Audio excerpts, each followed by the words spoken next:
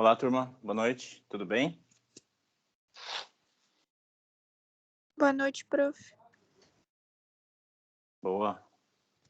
Boa noite, professor. Tudo bem? Tudo bem. E você, Pamela? Tudo bem também. Excelente. Muito bem, turma. Vamos hoje, então, continuar o tema das referências bibliográficas. Dessa vez, com o suporte da norma NBR 6023, a edição de 2018, sobre referências bibliográficas. Então, vamos lá. Estamos na aula 23, sobre referência bibliográfica, continuação. Na aula da semana passada, eu apresentei de modo geral o que são e como se fazem referências bibliográficas. Então, referências bibliográficas, ou só referências, são uma lista de documentos que são utilizados na elaboração de um trabalho científico. Então, quando você faz a citação, você se remete a uma outra obra, a lista dessas obras é chamada de referência, né, ou referências bibliográficas. A norma que regulamenta a elaboração de referências bibliográficas de maneira geral é a NBR 6023 da ABNT, Associação Brasileira de Normas Técnicas, cuja edição mais recente é a de 2018, que mudou muita coisa e muita gente ainda não sabe do impacto, né? E eu ainda vou pontuar para vocês o que mudou estritamente. E eu mostrei para vocês, na aula da semana passada, o modelo padrão de uma referência bibliográfica de qualquer obra, seja livro, seja uma obra de referência, uma obra literária, uma obra jurídica. É basicamente o patronímico, o sobrenome principal, vírgula o nome, acompanhado do sobrenome do meio, ou o nome do meio, o matronímico chamado. O título, que pode ser em negrito, pode ser em itálico, pode ser sublinhado, mas normalmente se prefere o negrito. E aí o subtítulo, se tiver, introduzido por 2 pontos, e sem negrito. Ponto. Veja que esses pontos, esses espaços, são todos padronizados, não tem que inventar nada, tá? Tem que colocar tracinho, não tem que colocar barra, não tem que encher de espaço. É um ponto, um espaço, né? Do jeito que está aí. Aí a cidade da publicação, 2 pontos, o nome da editora, sem qualquer acompanhamento, sem limitada, sem o nome de editora, né? Malheiros Editores, só Malheiros, sem SA, sem limitada, e vírgula o ano. Um exemplo ali, Cretela Neto, vírgula José o Neto, que é indicação de familiaridade, de parentesco, deve vir acompanhado de Cretela, né? Cretela Neto, vírgula José, aí o prenome. Teoria Geral das Organizações Internacionais em negrito, aí São Paulo, 2 pontos, Saraiva, 2013. Esse é o padrão. Não tem que inventar nada, não tem que colocar itálico onde não precisa, maiúscula, caixa alta, né? Barra, tracinho. É desse jeito que se faz. E quando faltam dados, você substitui os dados por essas indicações. Se não tem o local, sine loco, né? Não tem o local, você põe SL.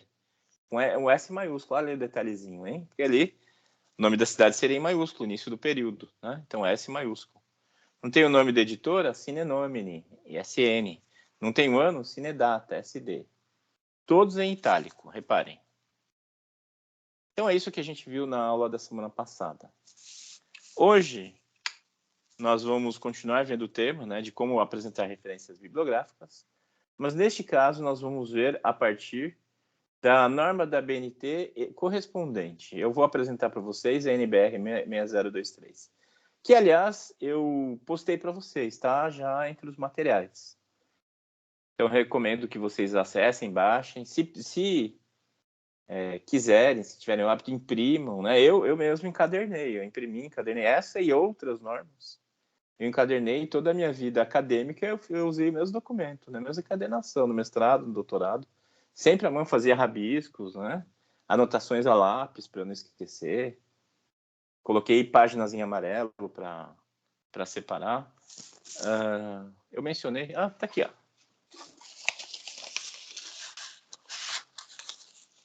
Não, me enganei. Droga, fiz uma bagunça. Mas tá aqui, tá bom. Aqui, ó, o que eu falei. Isso aqui me acompanha há anos. eu encadenei várias normas da BNT, separadas, né, com página amarela e tal. Todas elas aqui, com anotações a lápis, não sei se dá para ver, mas enfim.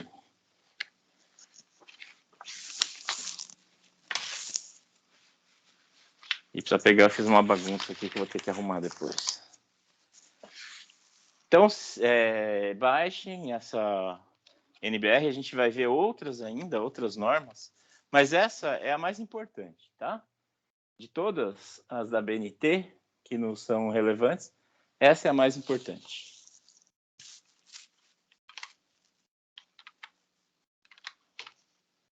O que é a BNT? É a Associação Brasileira de Normas Técnicas, é o chamado Foro Nacional de Normatização, ou Normalização.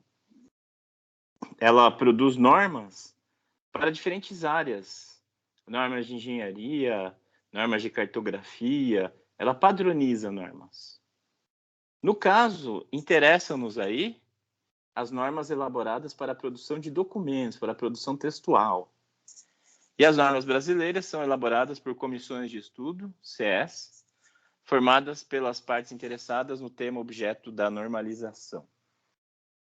Então, é formada uma comissão de estudo para a elaboração das normas. Então, no caso, interessam-nos das normas da BNT aquelas referentes à produção textual, que são basicamente essas 9. Tá? Há uma outra mais, né? Mas são basicamente essas 9.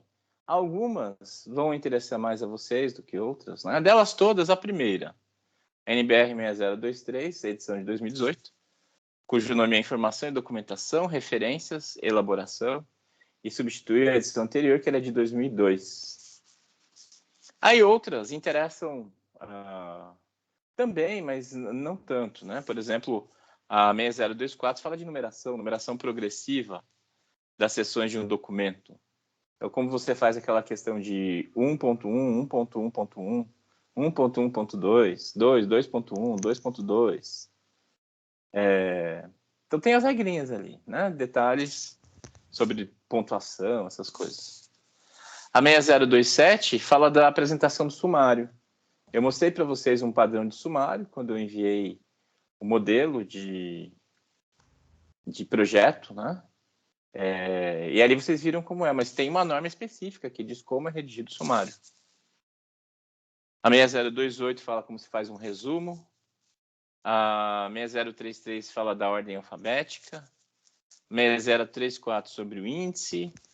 A 10520 sobre citações em documentos. A 12225 sobre a lombada, quando você vai fazer por exemplo, imprimir um livro, né? Mas pensando no seu TCC, ou na sua monografia, ou numa tese de doutorado, quando você tem que imprimir e fazer lombada, porque não vai ser encadernação em espiral, vai ser lombada mesmo.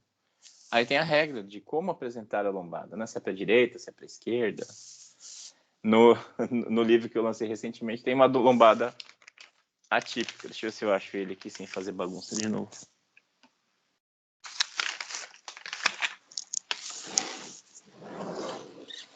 Droga.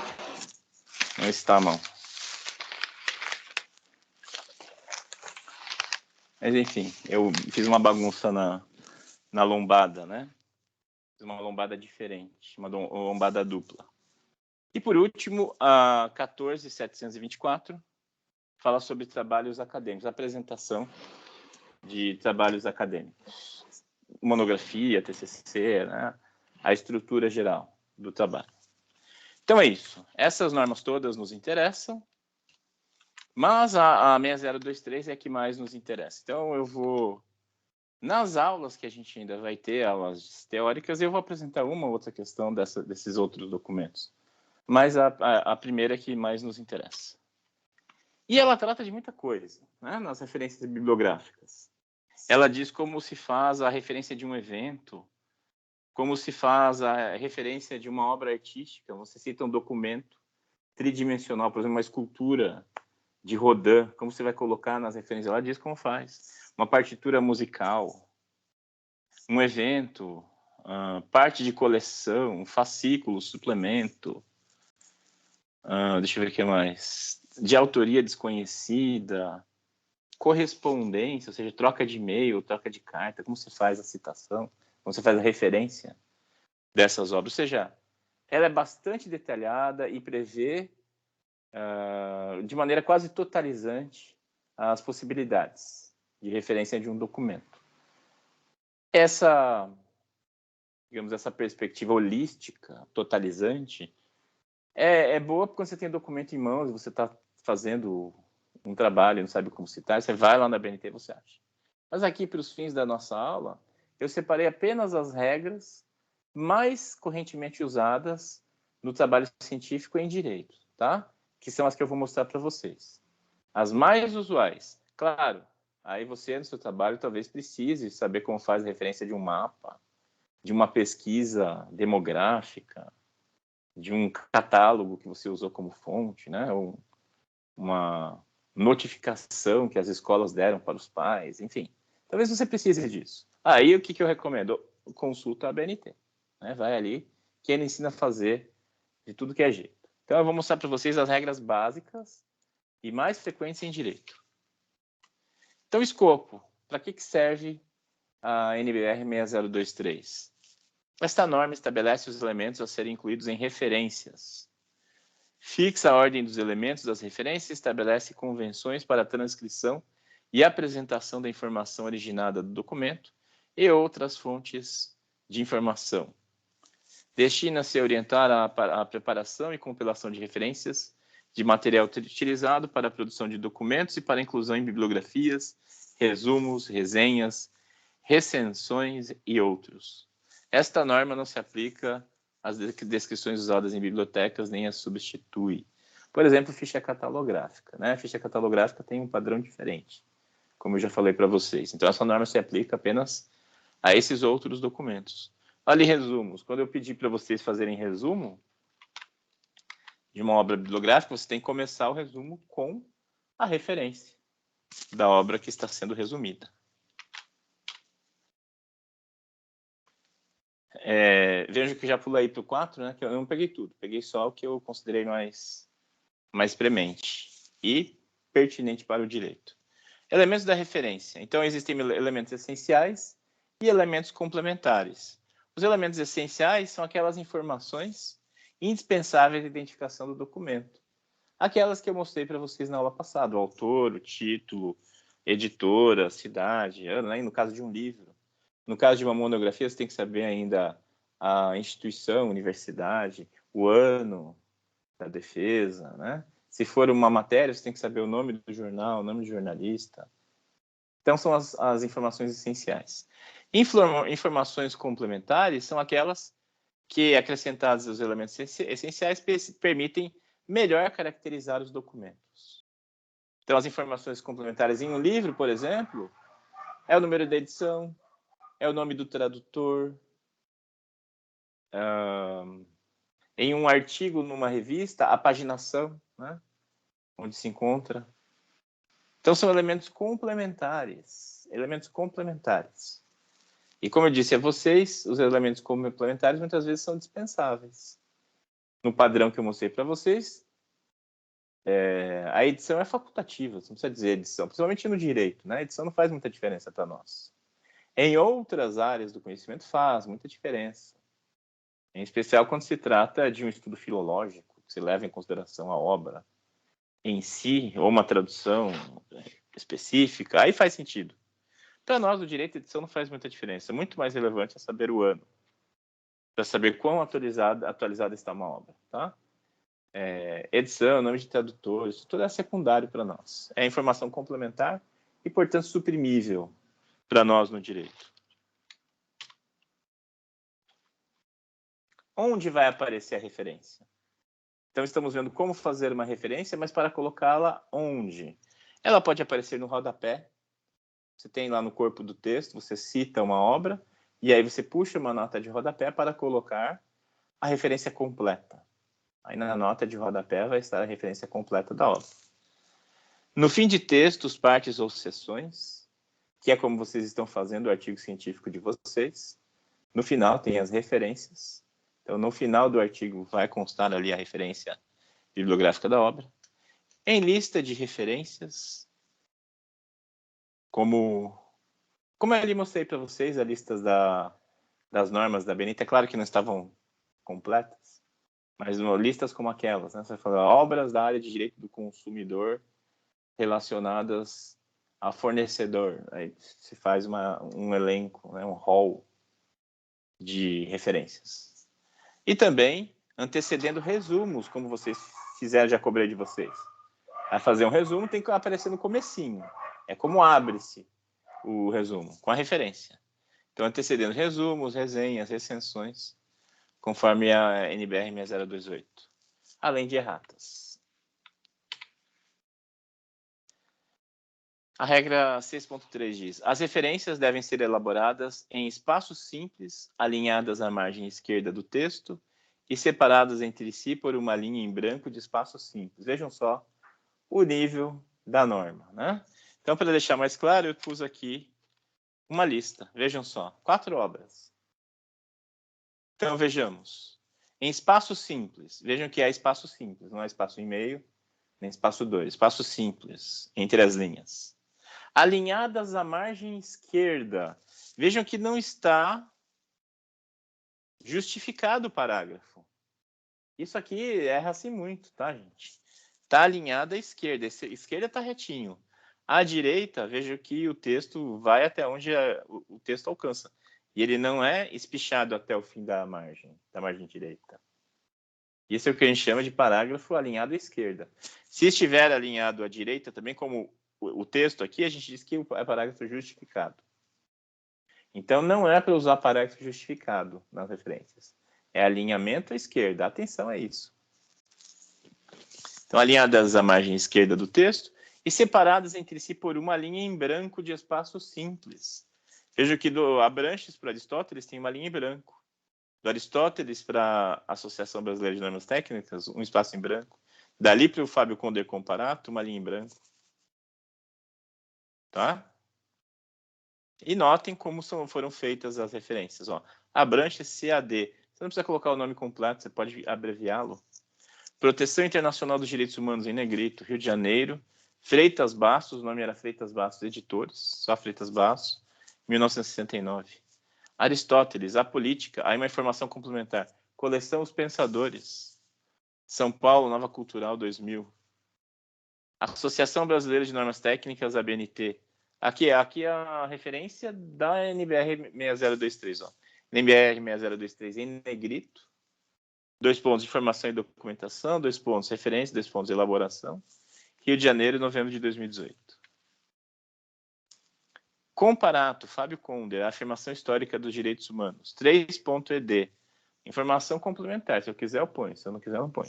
Então, 3.ed, São Paulo, Saraiva, 2003. Agora, continuando lá. Quando aparecerem notas de rodapé, nota de rodapé, olha o exemplo que eu dei aí. Ó. Uma nota de rodapé. Quando aparecerem em nota de rodapé, devem ser alinhadas à margem esquerda do texto. Espera aí. Rodapé. Devem ser alinhadas à margem esquerda do texto. Então vejam que está alinhado à esquerda, não está justificado o parágrafo. Né? Não dá para ver direito, mas não está justificado. A partir da segunda linha da mesma referência, abaixo da primeira letra da primeira palavra, de forma a destacar o expoente e sem espaço entre elas. Vejam que o 130 não começa aqui no começo da margem esquerda, começa embaixo. Eu não consegui alinhar direitinho, tá? Mas essa é a ideia, que esteja alinhado aqui com a primeira letra do nome. E se tiver outras referências no mesmo rodapé, vão estar todas alinhadas assim, tá?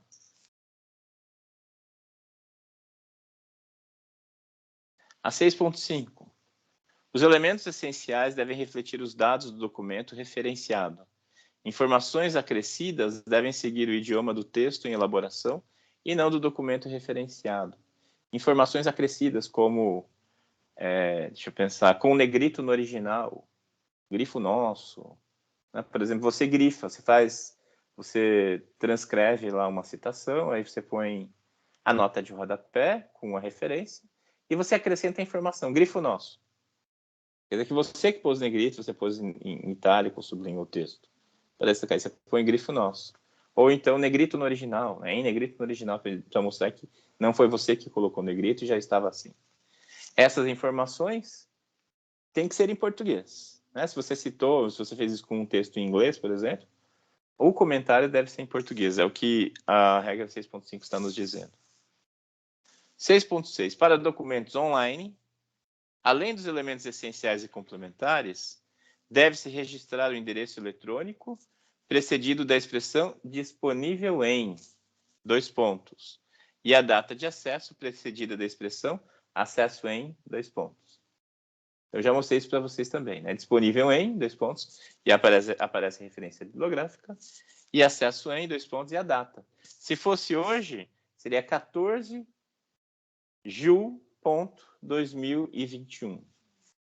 Assim seria, né? Acesso em, 14 Ju.2021. Nota, não se aplica a mensagens e documentos eletrônicos cujos endereços não estejam disponíveis. Então, se você não tem o link, você não precisa fazer assim. É um documento eletrônico sem o link, então você não faz desse jeito.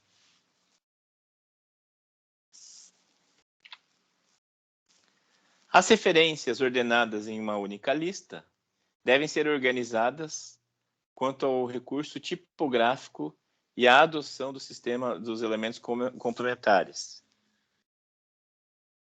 Quer dizer, se você vai usar a fonte 12 no texto todo, ali tem que ser fonte 12, tudo fonte 12. Você vai usar fonte Times New Roman, tem que ser Times New Roman para todas. A adoção dos recursos complementares. Se você vai colocar o número da edição em uma obra, tem que colocar o número da edição em todas as obras. Né? Então, tem que padronizar.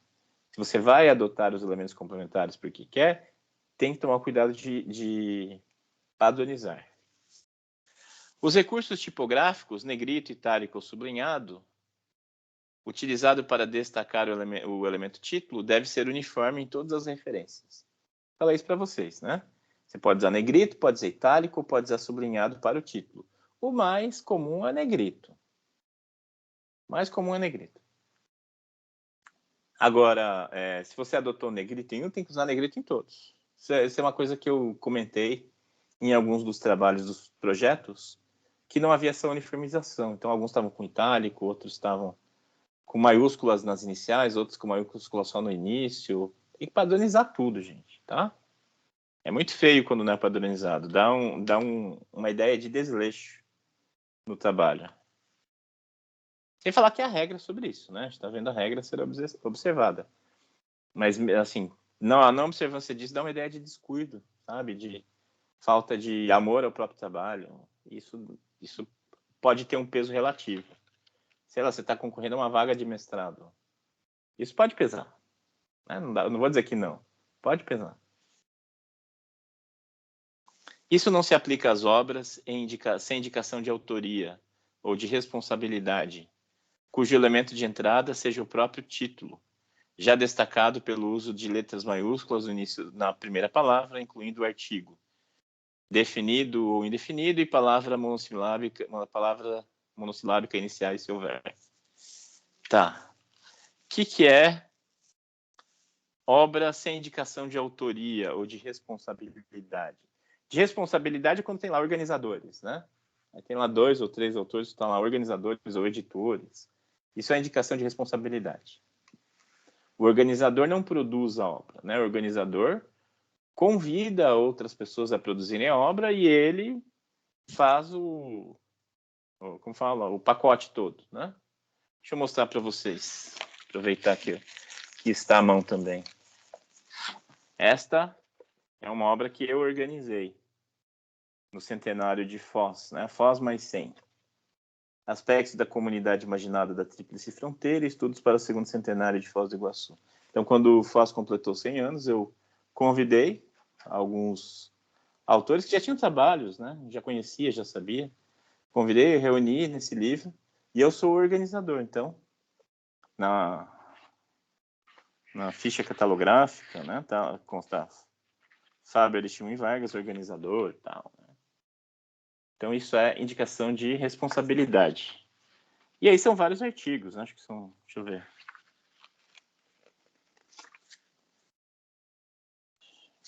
São 12 artigos reunidos no livro. Então, isso é indicação de responsabilidade. Então, quando uma obra não tem indicação de autoria nem de responsabilidade, como é que você faz? É como este livro aqui, ó. Este livrinho. Eu citei num livro que eu publiquei recentemente, sobre palíndromos, né? O livro se chama Como se escreve? Morfologia Palíndromos. Não tem autor. Você revira ele, você olha lá tudo, você olha na ficha catalográfica, que é uma falsa ficha catalográfica. Tem lá, né? Editora Abril, presidente Roberto Civita, diretor da unidade de negócio, diretor de arte, direção do projeto, grupo, gerente do produto. Mas não tem o nome do autor.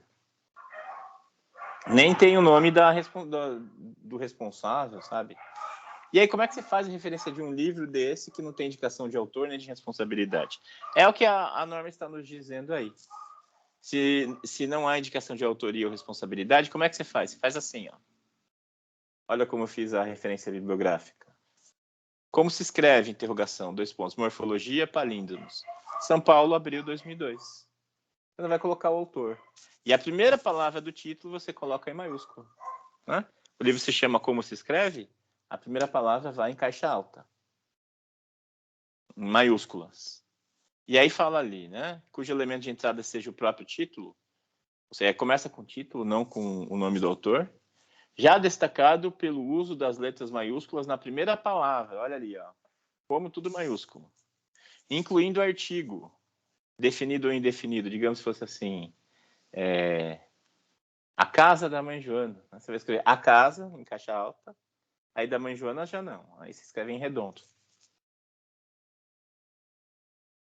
Incluindo o artigo, definido e palavra monossilábica iniciais, se houver. Então, tudo que, se for monossílabo no começo, né, pode ser... deixa eu pensar. Nossa, difícil pensar em exemplo. As aventuras de fulano de tal. Não, as aventuras, tudo em caixa alta. As é artigo, e qualquer outra palavra monossilábica, C, né, você vai colocar em caixa alta também. Ao optar pelo uso de elementos complementares, estes devem ser incluídos em todas as referências do mesmo tipo de documento. Então, se você coloca o tradutor em uma, você vai ter que colocar o tradutor nas referências do mesmo tipo, né? Tradutor de um livro, todos os livros que tiverem tradutor, você vai ter que indicar.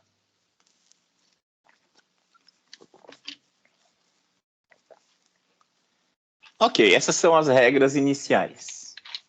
Aí a ABNT, a NBR 6023, nos dá modelos de referência. Né? Então, ela diz sobre o tipo de documento e dá exemplos. Fala, né, de maneira geral, como ele deve ser, e dá exemplos. Isso é muito bom. Mas, assim, é exaustivo, tá? A gente é uma lista enorme. Então, repito, eu escolhi aqueles que eu considero mais prementes, mais recorrentes no direito. Então, numa monografia no todo, inclui livro ou folheto, manual, guia, catálogo, enciclopédia, dicionário, entre outros, e trabalho acadêmico, tese, dissertação, trabalho de conclusão de curso, entre outros. Esse é o mais genericão. Os elementos essenciais para livro ou folheto são autor, título, subtítulo, se houver, edição, se houver, local, editor e data de publicação. Quando necessário, acrescentam-se elementos complementares à referência para melhor identificar o documento. Aí tem um exemplo com elementos essenciais e o mesmo exemplo com elementos complementares. Então vejam, essenciais. Luque, Luísa, liderança em gestão escolar, só a primeira maiúscula, tudo negrito. Ponto 4.ed, Petrópolis, 2 pontos vozes, 2010. Tá, eu estou encontrando uma divergência, né? Porque edição não é elemento essencial, não. Mas vamos seguir a norma. Então, a edição é elemento essencial. Ou virou na edição 2018, eu não fiquei sabendo. Vamos considerar essa hipótese. E com elementos complementares, Luke, Heloísa, Liderança em Gestão Escolar, 4.ed, Petrópolis, 2 Vozes, 2010, 165 páginas, 18 centímetros, Caderno de Gestão, volume 4, Bibliografia, página tal a tal, ISBN e tal. Então são elementos complementares, você coloca se quiser. Professor, Pois não. o senhor viu quem levanta a mão? Não. Deixa eu ver. Quem chamou pode falar, por gentileza. Opa, professor, boa noite. Boa noite, tudo bem? Não, Dá para ver. por exemplo, assim, aconteceu muito quando estava escrevendo o projeto. Quando você tem um link que ele leva não direto para o artigo, mas para uma página que você tem que baixar o PDF para acessar esse artigo. Tem que colocar daí, tipo, acesso em, sei lá, 14 de junho de 2021 e etc. Tem que colocar esse link. O link onde você vai ter acesso ao PDF e tem que colocar a data do acesso. Uhum. Ah, não, beleza. Então, aqui aconteceu bastante isso, valeu. Uhum. A data do acesso se deve ao fato de que muitas vezes o link muda, né? Você acessa num dia um texto, você acessa outro dia, modificaram. Isso também tem acontecido em textos jornalísticos, eles têm atualizado, né? Às vezes alguém mencionado na matéria não respondeu a consulta na hora, e aí depois respondeu e eles vão lá e editam, e colocam a informação, né? Então isso acontece muito, então colocar a data de acesso faz diferença. Quem levantou a mão, pode falar?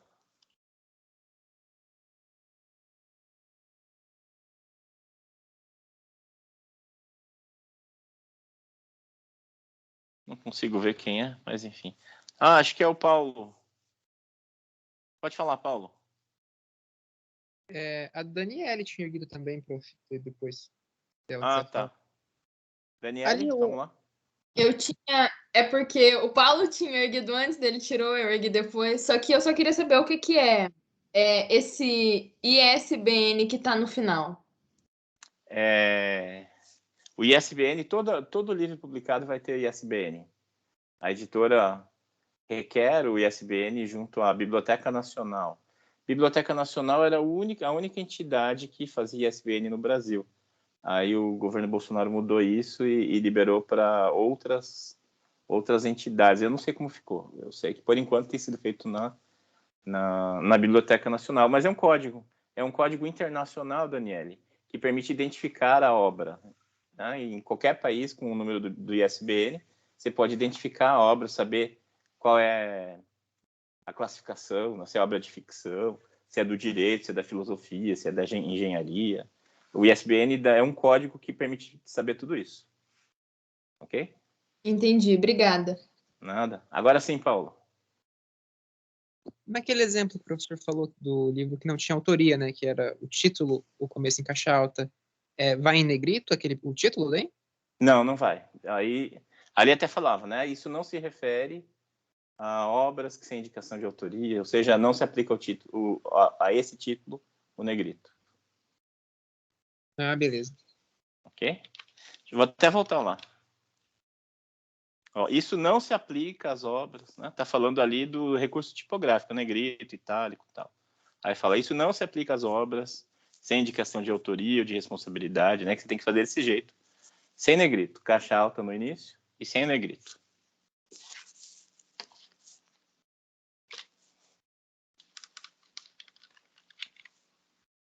Mais exemplos do Bauman. Bauman, Zygmunt, globalização em negrito, 2 pontos, sem negrito. As consequências humanas. Por que puseram trema aí? Rio de Janeiro, Jorge Zahar, 1999. Tá, a reforma ortográfica derrubou esse trema. Então, você está citando um livro de 99 que tem o trema lá. Você pega o livro e tem o trema. Tudo bem, ele tem. Mas na hora de você transcrever, não tem que ter o trema não, tá? O pessoal da BNT comeu bola aí. Tem que ter trema não. É atualização ortográfica. E aí a referência completa. Referência com elementos complementares. Bauman, Zygmunt, Globalização, as Consequências Humanas. Tradução Marcos Penchel, Rio de Janeiro, Jorge Zahar, 99. 145 páginas. Título original: Globalization, The Human Consequences. ISBN número tal. 7.1.2 diz: os elementos essenciais para trabalho acadêmico são autor, título, subtítulo se houver, ano de depósito, tipo do trabalho, tese, dissertação, trabalho de conclusão de curso e outros, o grau, especialização, doutorado, entre outros, e curso entre parênteses, vinculação acadêmica, local e data de apresentação ou defesa. Quando necessário, acrescentam-se elementos complementares à referência para melhor identificar o documento. Aí o exemplo de monografias. Vamos direto ali. Fala ali. No meio eletrônico, aí você vai indicar. Inclui livretos e trabalhos acadêmicos no meio digital ou eletrônico, disquete, CD-ROM, DVD, online e outros. Para documentos em meio eletrônico, as referências devem obedecer aos padrões indicados para documentos monográficos. No todo, acrescidos a descrição física do suporte. Se é CD, DVD, pendrive, book, Blu-ray disc e outros. Veja um exemplo ali. Kugan André, ponto e vírgula, Wise Antônio, ed, quer dizer, de editores. Enciclopédia e Dicionário Digital, 98, em negrito. São Paulo, Delta, Estadão, 1998. 5 CD-ROM.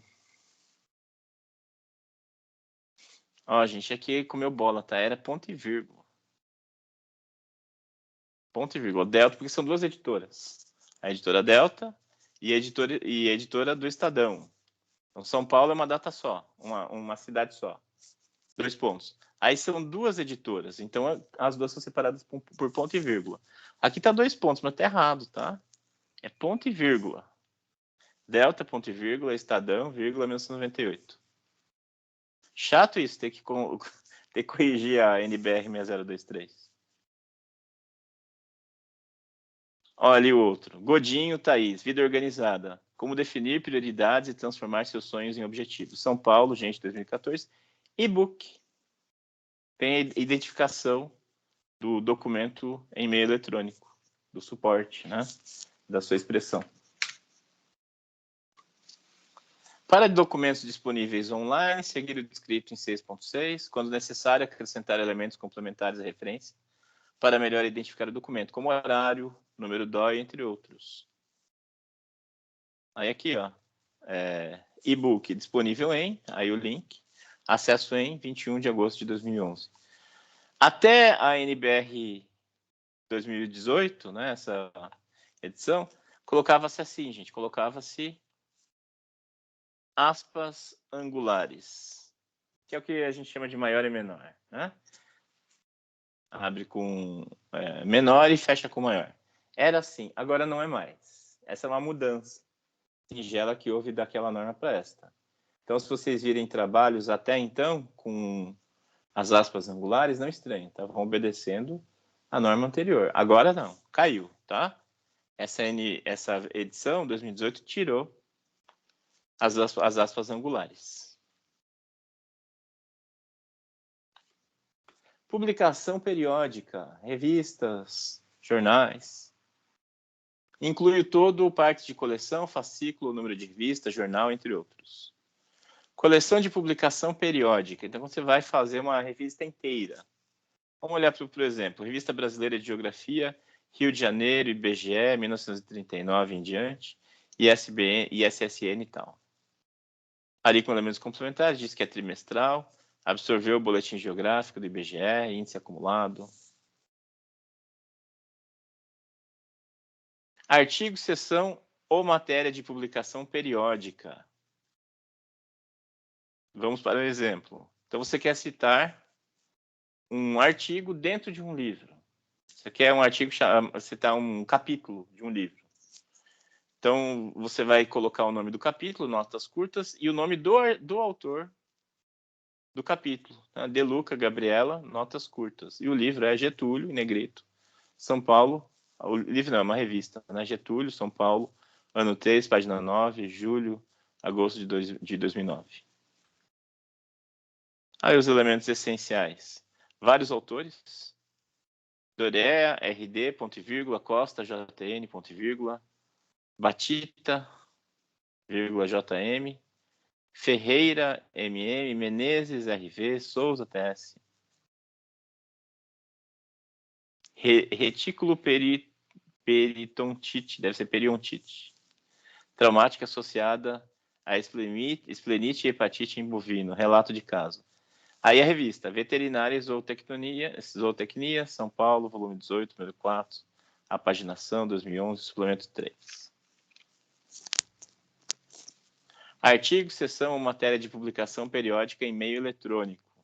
Aí, no caso, um artigo dentro de uma revista eletrônica. Então, Vieira, Cássio Leite, Lopes, Marcelo, A Queda do Cometa, o nome do artigo. Aí o nome da revista, do periódico, Neo Interativa, Rio de Janeiro, número 2, Inverno 94, tudo você copia do que está lá, né? Um CD-ROM. E se for página da internet, disponível em e acesso em. Uma coisa que se critica da ABNT é que manteve o http://. Já não se usa mais, né? Isso em nenhum lugar. Você olha as referências em outros países, já começa no www. E mesmo o www tem caído. O World Wide Web. Agora, o http:// já praticamente em nenhum lugar se adota. É desnecessário. Mas a BNT manteve, né? Então é uma crítica que se faz.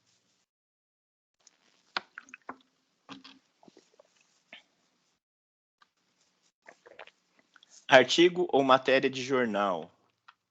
Então, inclui comunicação, editorial, entrevista, recensão, reportagem, resenha e outros. Deixa eu ver, ninguém de mão levantada, né? Parece que não. Vamos para o exemplo, com elementos essenciais. Ota Luaico, né? O nome da pessoa é Luaico Ota. Parcela do Tesouro nos empréstimos do BNDES cresce 566% em 8 anos.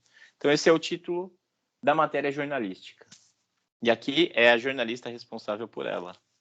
E aí vem o nome do jornal, da publicação onde aquela matéria foi publicada. O nome do jornal é que vai em negrito, não o nome do artigo. Muito cuidado que se eu corrigir em vários dos projetos. Então, o Estado de São Paulo, o Estado DS Paulo, não inventar também, tá, gente? O nome do jornal é Estado DS Paulo. O outro é a Folha DS Paulo. Não escrever por extenso, porque não é assim o nome. Então, não inventar. São Paulo, ano 131, número tal, 1 de agosto de 2010. Economia e Negócio, nome do caderno, página B1. Outro, sem nome do autor, sem o nome do jornalista que escreveu.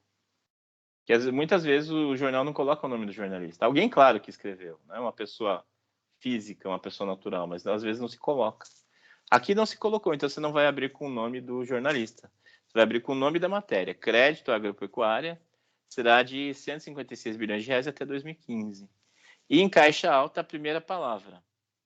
Se começasse com vogal como é que fala? Monossílabo, esse também estaria em negrito. Em negrito não, em caixa alta. Em negrito é o nome do jornal. E veja que Jornal do Comércio, olha o nome aqui, não é para inventar, é 2 M's e sem acento. É um nome antigo.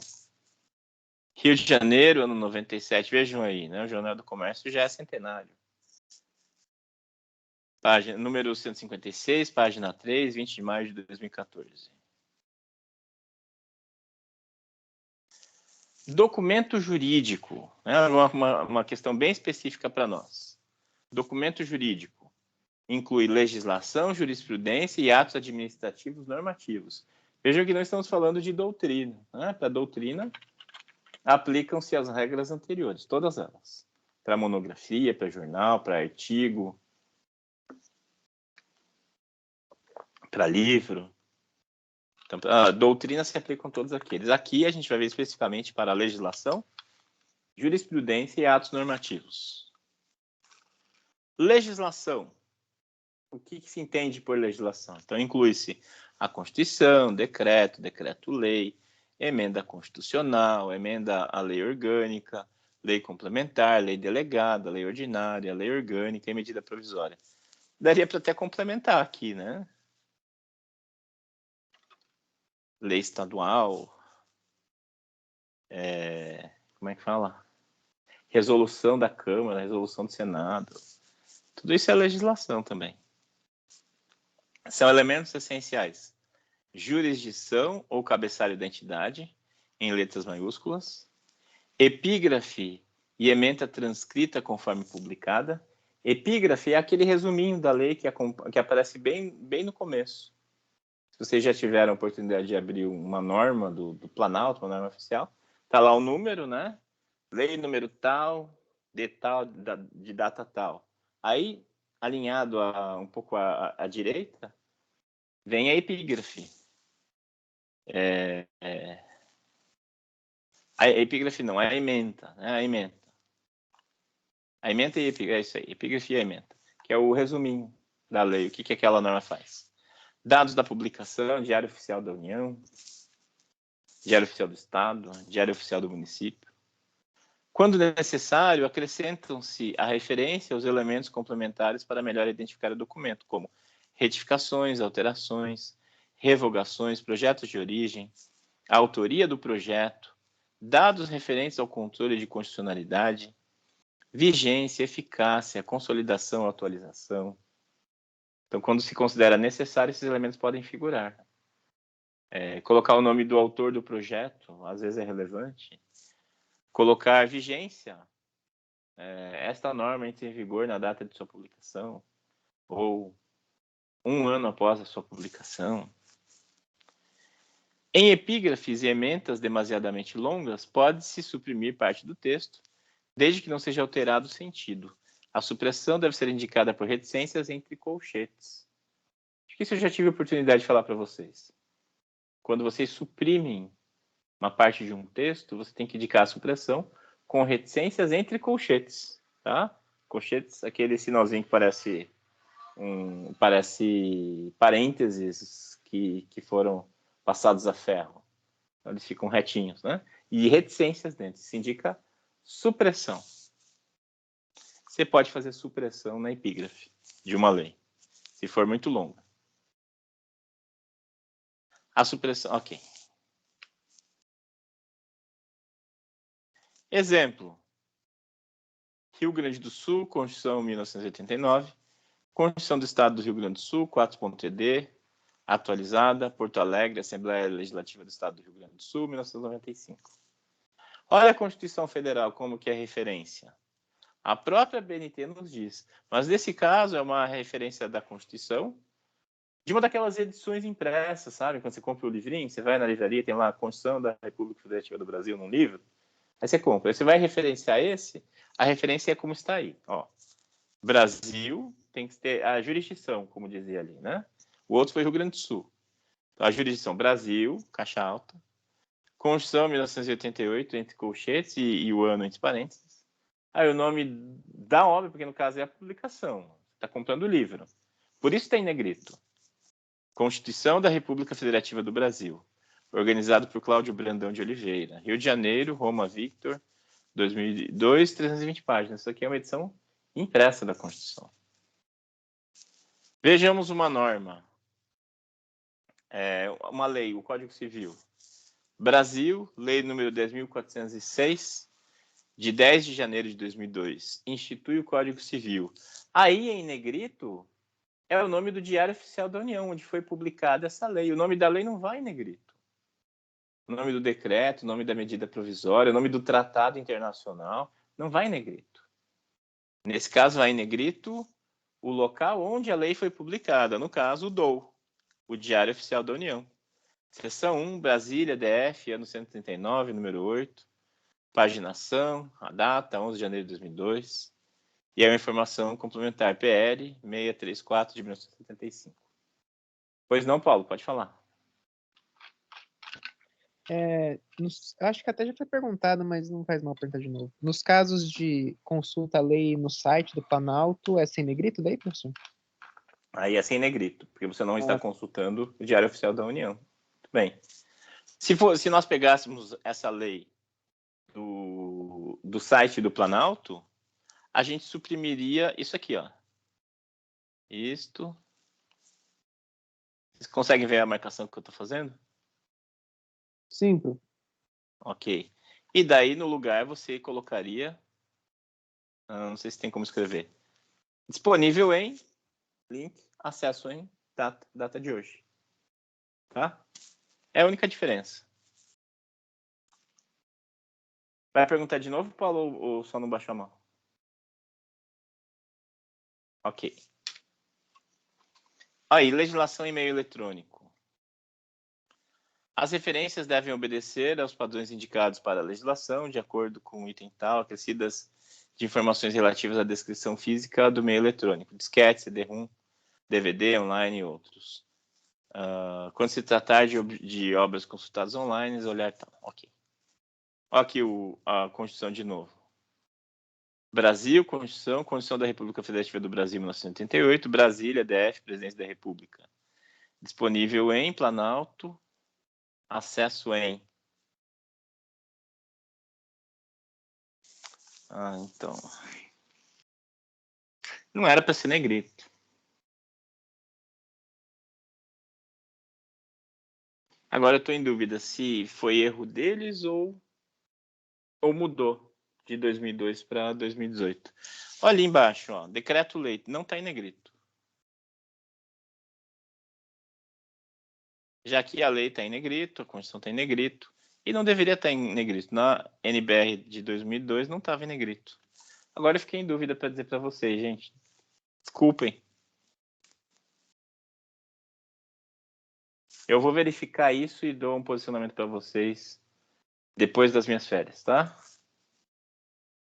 Sim, pela edição anterior não deveria ter negrito, mas aqui está colocando, eu estou em dúvida. E está descompassado, porque ali embaixo não está em negrito e deveria estar para manter o padrão. Enfim, é uma dúvida que eu vou esclarecer e trago para vocês, tá?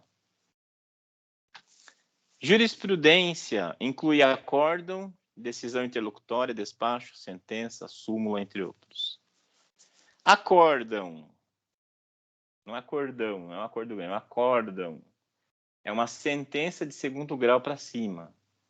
É uma decisão colegiada. Quando é uma decisão definitiva do juiz singular, o juiz de primeira instância, nós dizemos que é uma sentença. Quando se recorre, né, dessa sentença e vai para o Tribunal de Justiça, o TRF, aí a decisão já não é mais monocrática, não é um só. É um colegiado, é um grupo de desembargadores, né? Os juízes desse nível a gente chama de desembargadores. Eles vão rever aquela decisão e proferir um acórdão. Então, acórdão é decisão colegiada. Decisão interlocutória é uma decisão do juiz antes da sentença final, antes da decisão final. Por exemplo, ele manda intimar-se o réu, citar a parte, fazer uma perícia. Isso é uma decisão interlocutória, né? Expedir mandado de busca e apreensão. A gente chama de medida interlocutória, uma decisão do juiz antes da decisão final, antes da sentença ou acordo. Despacho é quando o juiz se manifesta nos autos. Então ele escreve, né? Geralmente, eu falei para vocês que numa petição inicial, numa petição, normalmente se deixa umas 10 linhas, né? Você coloca o cabeçalho e 10 linhas depois. Ali começa o texto e tal. E é geralmente ali nesse intervalo, nesse espaço, que o juiz faz despachos. Ele, a caneta, vai lá e escreve, né? Agora o processo é todo eletrônico. Nem sei mais como se faz despacho. Mas normalmente era para isso, para escrever à mão. Tá? Então, ele escrevia lá, isso era um despacho. Sentença, decisão final de primeiro grau. Súmula. O STF pode proferir súmulas que podem ser súmulas vinculantes. Quando há um conjunto de decisões reiteradas sobre um assunto que o tribunal acha que convém pacificar em face de uma certa divergência, ele pode preferir uma súmula, uniformizando o entendimento. E a súmula tem caráter, parece muito com a lei, porque é norma geral, abstrata, vinculante, com efeitos vinculantes, só que no caso vincula apenas os órgãos do judiciário dentro daquela estrutura, dentro da estrutura hierárquica. Então, a súmula do STF vincula todo o judiciário. Uma súmula do STJ, apenas a Justiça Comum Federal e a Justiça Comum Estadual. Isso é súmula. Os elementos essenciais são jurisdição, o Brasil, o nome do Estado, em letras maiúsculas, nome da Corte ou Tribunal, Supremo Tribunal Federal, Tribunal Regional Federal da Terceira Região, turma ou região, entre parênteses, se houver, tipo de documento, agravo, despacho, entre outros, número do processo, se houver, ementa, se houver, vara, ofício, cartório, câmara ou outra unidade do tribunal, nome do relator precedido da palavra relator, se houver, data de julgamento, se houver, dados da publicação. Ao final da referência, como notas, podem ser acrescentados elementos complementares para melhor identificar o documento, como decisão por unanimidade, voto vencedor, voto vencido. Em ementas e epígrafes demasiadamente longas, pode-se suprimir parte do texto desde que não seja alterado o sentido. A supressão deve ser indicada por reticência entre colchetes. Ementa de decisão geralmente é longa, tá? No mínimo uma página. E às vezes tem umas assim, né? Mas ainda assim é longa demais para você transcrever tudo. Então é bem comum omitir-se a íntegra da ementa. Você põe só as primeiras linhas e aí coloca reticências entre colchetes. Exemplo de uma decisão do STF. Ó, Brasil em caixa alta, ponto. Supremo Tribunal Federal, entre parênteses, segunda turma.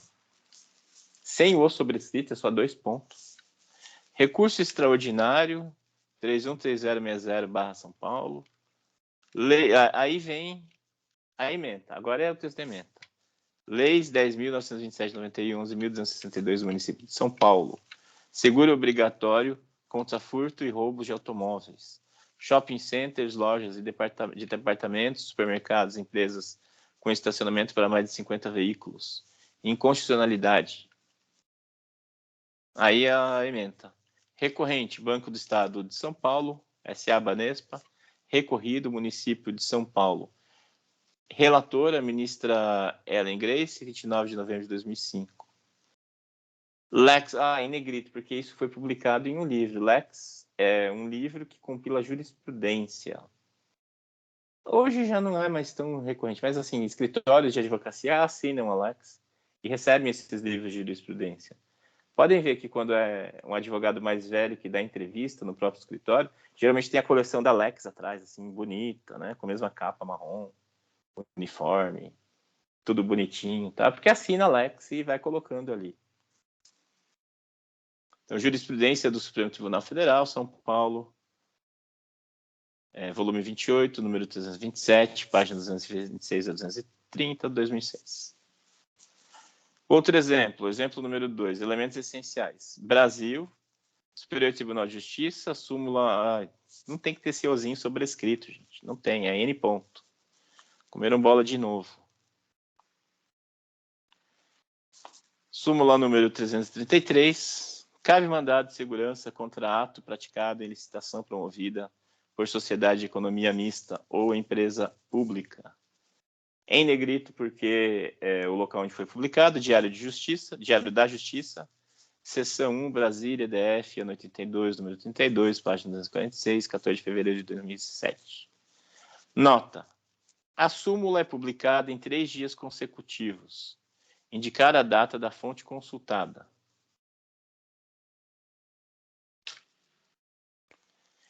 E, por fim, atos administrativos normativos. Né? Nós vimos como se faz da lei.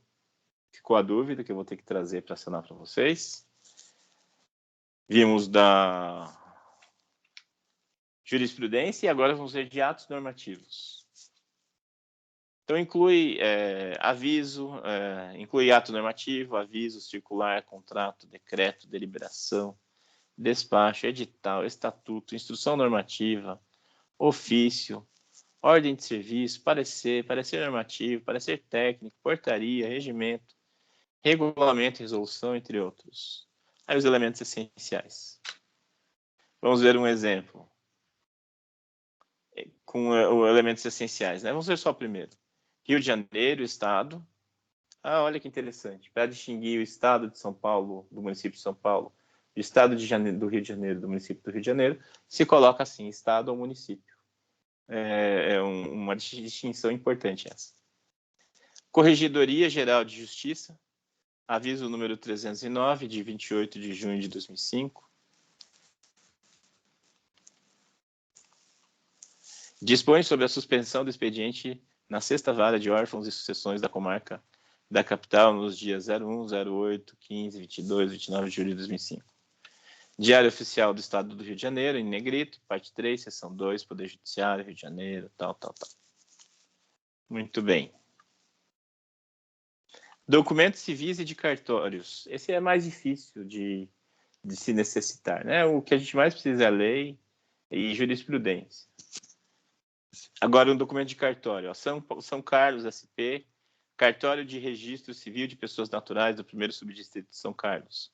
Em negrito, certidão de nascimento de Maria da Silva, registro em 9 de agosto de 1979. Transcrição de elementos. Então, como alguns elementos devem ser transcritos? Tem regra para pessoas físicas e regra para pessoa jurídica. Para pessoa física, ou seja, pessoa natural, o indivíduo. O autor deve ser indicado pelo último sobrenome, em letras maiúsculas, seguido do prenome e outros sobrenomes abreviados ou não, conforme consta do documento. Os autores devem ser separados por ponto e vírgula, seguidos de um espaço. Convém que se padronizem os prenomes e sobrenomes para o mesmo autor, quando aparecerem de formas diferentes em documentos distintos. Então, aqui é uma regra que a gente já tinha visto. Então, o nome do sujeito é Roque de Brito Alves. Você vai pegar o último sobrenome, que é o patronímico, colocar em caixa alta e vai abrir, né? Vírgula, aí o prenome Roque e os outros sobrenomes de Brito. Quando são vários, você separa-os com ponto e vírgula. Nesse caso, optou-se por abreviar, né? As iniciais LMM, AM. Se você abrevia em um, tem que abreviar em todos. É questão de padronização. Pode ser um ou outro, mas a questão é que tem que ser padronizado. Então, Passos, vírgula, M, ponto e vírgula, Fonseca, A, ponto e vírgula, Chaves, M. Quando houver até 3 autores, todos devem ser indicados. Então, até 3 autores, você coloca os todos. E quando houver 4 ou mais autores, convém indicar todos. Permite-se que se indique apenas o primeiro, seguido da expressão et al. Et al. Então, quando há mais de 4 ou mais, a norma está falando que convém, né? Convém, é interessante colocá-los todos. Mas, se você quiser, você pode colocar apenas o primeiro. Então, veja aqui, ó. Urânia et al. Ou como alguns falam, etal, né? Etal. Como do etc e tal. Urânia et al. Outro aqui, com 4, né? Taylor, Robert, Levine, Dennis, Marcelin, Little, Dennis, Millis, Daryl. Aqui colocaram-se todos. Mas vocês podem usar o etal. Algumas especificidades. Então, autores com nomes hispânicos, compostos, com grau de parentesco, sobrenomes com prefixos, devem ser indicados de acordo com o seguinte. Sobrenomes hispânicos. É o que expliquei para vocês do Federico Garcia Lorca. Em espanhol, o Garcia, no caso do Federico Garcia Lorca, o Garcia é o patronímico, é o nome que ele herdou do pai, não Lorca. Então, a referência vai ser Garcia Lorca, vírgula, Federico. É diferente do que a gente faz para nós em português. A ordem em espanhol é diferente. Primeiro coloca-se o nome do pai e depois o da mãe. Então, ali, o que a norma está nos dizendo é que quando se trata de um autor com nome hispânico, você tem que citar desse jeito. Pegar os dois, que a gente considera os dois sobrenomes, e daí o nome principal. O nome do sujeito é Paulino Sarrelices Gonçalves. Você não vai abrir com Gonçalves, você vai abrir com Saelices Gonçalves, vírgula Paulino. Gabriel Garcia Marques. Você não vai começar com Marques. Você vai abrir com Garcia Marques, que o patronímico dele é Garcia. Com grau de parentesco. Quando tem neto, tem filho, tem júnior, tem sobrinho. O grau de parentesco entra junto com o patronímico. Então, o nome do sujeito é Alexandre Assaf Neto. Você não vai abrir com Neto, você vai abrir com Assaf Neto. O nome do sujeito é Valdir Grisardi Filho. Você não vai abrir com filho, você vai abrir com Grisardi Filho, vírgula Valdir. Sobrenomes compostos, você tem que respeitar os sobrenomes compostos. Santarnô, Ives. Ives Santarnô. Então, aqui ó, tem um hífen que mostra que é um sobrenome composto. Então, você vai respeitá-lo. Aqui já não está tão claro. Ó. Miguel Frederico de Espírito Santo. Miguel Frederico de Espírito Santo. Talvez você possa achar que o santo é um sobrenome à parte, né? Abrir com santo, depois põe de Espírito no final. Miguel Frederico de Espírito. Mas, na verdade, Espírito Santo é um sobrenome composto. Então, Miguel Frederico de, né? E abre-se com Espírito Santo. E ali, como é que a norma fala? Prefixos. Prefixos. Como artigos, como preposições, ainda que de outras línguas. Ó.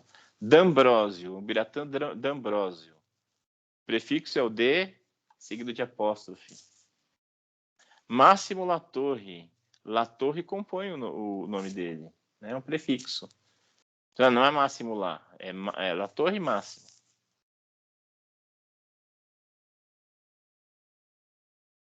Quando houver indicação explícita de responsabilidade pelo conjunto da obra em coletâneas de vários autores, a entrada deve ser feita pelo nome do responsável, seguido da abreviação em letras maiúsculas e no singular, do tipo de participação, se é organizador, compilador, editor, coordenador, entre outros. Entre parênteses. Havendo mais de um responsável, o tipo de participação deve constar no singular após o último nome. Olha aqui, ó. Leslie Piccolotto Ferreira é organizadora. Então aparece como org. Esses dois, o Marcondes e o Lima, são coordenadores, então aparecem como coord. O Roger Patron Lujan é compilador. O Odjuela Caicedo e o Raymond são editores. Então vejam que aparece entre parênteses, abreviado e em minúscula. No caso de obra publicada sob pseudônimo, este deve ser adotado na referência. Então, Júlio Diniz. Eu nem sabia que Júlio Diniz era um pseudônimo, então nós temos que adotá-lo. Ou nome literário. Então, às vezes um autor prefere adotar um nome literário, você tem que respeitá-lo. Por exemplo, Machado de Assis. O nome dele é José Maria Machado de Assis. Mas o nome literário dele é Machado de Assis. Se você fosse fazer a referência, conforme as regras, você deveria abrir com Assis. Assis, José Maria Machado. Quem vir isso nem vai saber que é Machado de Assis, né? Então, nesse caso, né, que é praticamente um pseudônimo, nós vamos fazer a referência completa como Machado de Assis, tudo em caixa alta. Sem prenome. Porque é assim que ele assinava suas obras e é assim que ele é publicado. Até hoje. Então, isso segue essa regra. No caso de obra publicada sob pseudônimo, que a gente pode incluir aí o nome literário. Outros tipos de responsabilidade, tradutor, revisor, orientador, ilustrador, entre outros, podem ser acrescentados após o título, conforme aparecem no documento. Quando houver 4 ou mais responsáveis, aplica-se o recomendado que a gente viu antes. Até para obras psicografadas. Vejam só. Para obras psicografadas, aquelas que foram ditadas por um espírito a um médium. Então, para obras psicografadas, o primeiro elemento deve ser o nome do espírito. Então, Emmanuel, espírito. Alma e coração. psicografado por Francisco Xavier, Cândido Xavier. São Paulo, Pensamento, 1976. Durante um tempo, houve a questão de autores mortos, falecidos, cujos textos eram supostamente psicografados por médiums. Casos muito famosos foram do Chico Xavier. Então, o Chico Xavier teria psicografado obras de autores famosos, Olavo Bilac, né? Tem um autor mineiro, que eu não lembro o nome, que também teve várias obras publicadas em prosa. E ficava a dúvida: a obra é daquele autor? É do Chico Xavier? Como fazer a referência? A BNT não fala, mas a solução, em juízo que se encontrou, não é obra do fulano falecido, é obra do espírito do fulano. E é assim que consta, né? Aqui está uma obra do espírito Manuel. Mas se fosse uma obra psicografada, digamos, de Olavo Bilac, não seria Bilac, Olavo, seria espírito de Olavo Bilac. Isso tudo por decisão judicial, tá, gente? Tem até um filme que mostra isso. Já não me lembro mais o nome do filme. Mas mostra essa questão judicial. E também tem a questão patrimonial. E o judiciário deu uma decisão elegante. A decisão do juiz foi que... porque a família estava reclamando, né? Primeiro, para que se retirasse a autoria. Para que se retirasse a autoria.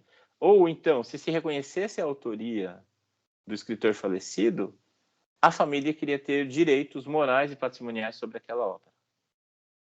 E o juiz deu a seguinte decisão: a personalidade jurídica se encerra com o evento morte.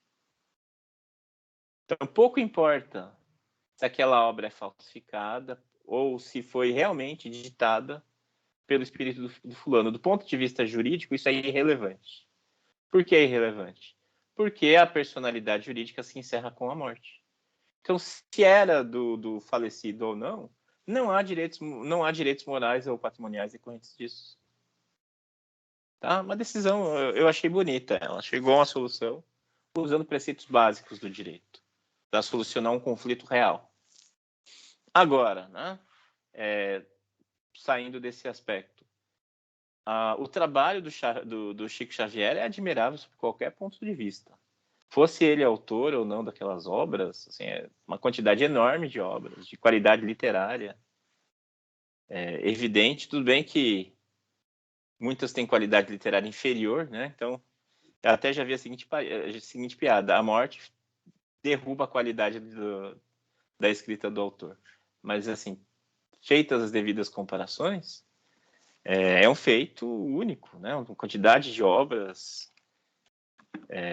e qualidade ainda que não se sobressaia tanto, é evidente. Então, é um fenômeno sob qualquer aspecto, seja um aspecto metafísico, esotérico, seja o aspecto do fenômeno literário, a produção, enfim, é um fenômeno. É um fenômeno a ser estudado. E, por fim, pessoa jurídica.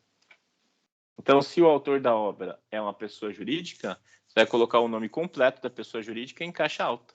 Associação Brasileira de Normas Técnicas, aí o resto. Universidade de São Paulo, catálogo de teses da Universidade de São Paulo.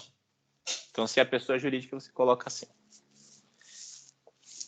E era isso que eu separei para a gente ver hoje da NBR 6023. Tem mais, muito mais, que eu vou deixar para falar na próxima aula, depois das minhas férias. Então, lembrando que nos dias 21 e 28, as próximas 2 semanas, não haverá aula remota. Eu vou deixar atividade remota para vocês fazerem na minha ausência, durante as minhas férias. E a presença será atribuída conforme a entrega da respectiva atividade, tá? Então, se postem a atividade, vão ter direito à presença. Não temos muito tempo, mas o tempo que temos aí, eu disponibilizo para quem tiver alguma dúvida e queira orientação para o trabalho. Ou melhor, alguma dúvida até aqui do que a gente falou, gente? Certo? Tranquilo, professor. Tudo certo, professor. O professor tem que se candidatar a revisor da BNT. Obrigado, Paulo. Uma bucha que eu não quero, não. Chamada, então. Aí eu abro para quem quiser orientação. Louco, não está abrindo a chamada. Abre.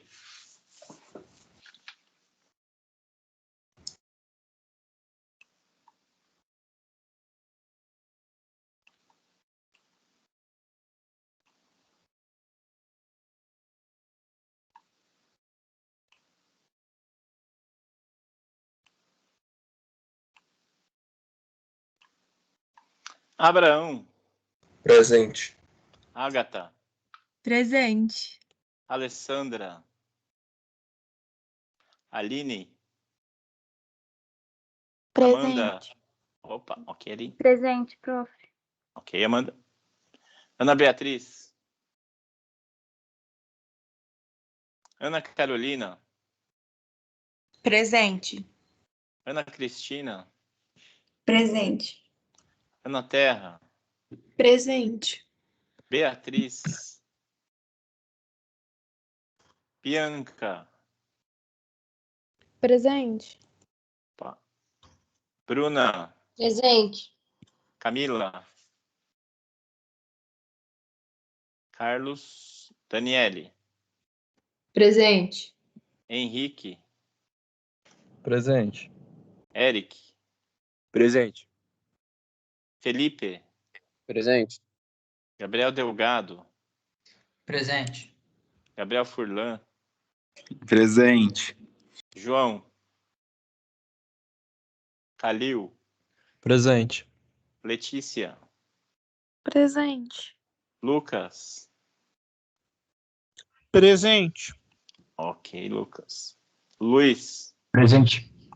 Marcela. Presente. Maria Eduarda. Presente. Maria Luísa. Presente. Mariane. Presente. Milena. Presente. Najib.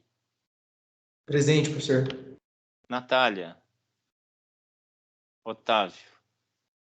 Presente. Pamela. Presente. Paulo. Presente, professor. Raíssa.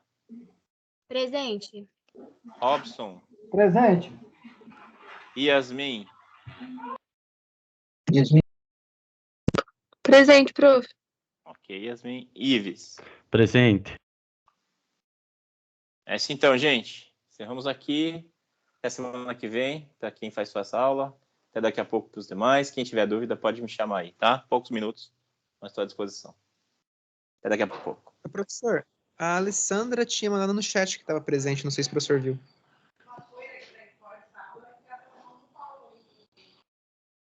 Dei presença. Obrigado pelo aviso, Paulo.